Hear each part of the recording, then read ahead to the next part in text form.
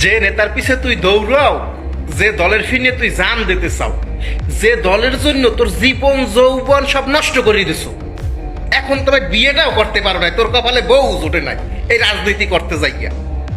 হ্যাঁ, তোর নেতাই কি এই ধরনের কথা বলতে পারবে? শোন তার দল, শোন কি বলে। আমি কথা দিয়েছিলাম নির্বাচিত হলে সরকারি সুযোগ সুবিধা নিব না, যতটুকু না নিয়ে পারি চেষ্টা করব।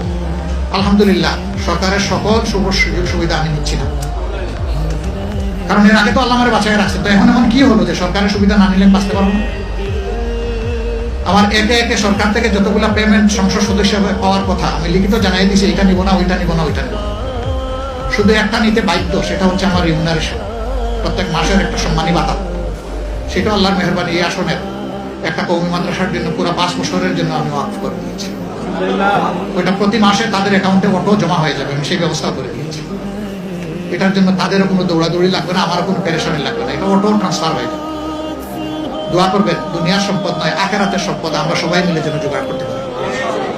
দুনিয়া যেমন তেমন হোক, আখিরাতটা যেন আমাদের সুন্দর হয়, আর আখিরাত সুন্দর হলে দুনিয়াও সুন্দর হবে ইনশাআল্লাহ।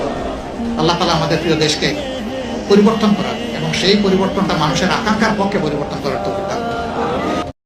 যে নেতার পিছে তুই দৌড়াও, যে দলের ফিরে তুই জান দিতে চাও, যে দলের জন্য তোর জীবন যৌবন সব নষ্ট করে দিছো, এখন তবে বিয়েটাও করতে পারো না, তোর কপালে বউ জোটে নাই এই রাজনীতি করতে যাইয়া।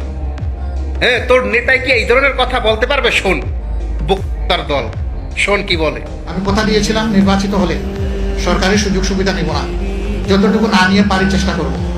আলহামদুলিল্লাহ সরকারের সকল সুযোগ সুবিধা আমি নিচ্ছি না, কারণ এর আগে তো আল্লাহ আমার বাঁচায় রাখছে। তো এখন কি হলো যে সরকারের সুবিধা না নিলে বাঁচতে পারবো না?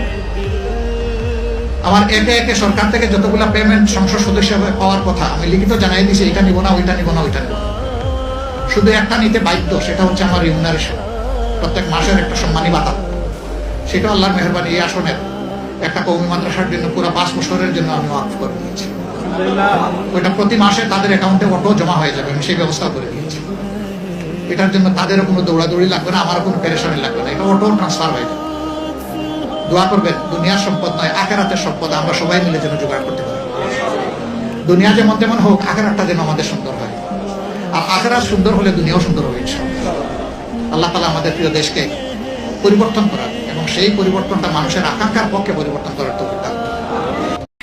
যে নেতার পিছে তুই দৌড়াও, যে দলের ফিরে তুই জান দিতে চাও, যে দলের জন্য তোর জীবন যৌবন সব নষ্ট করে দিছো, এখন তবে বিয়েটাও করতে পারো না, তোর কপালে বউ জোটে নাই এই রাজনীতি করতে যাইয়া। হ্যাঁ।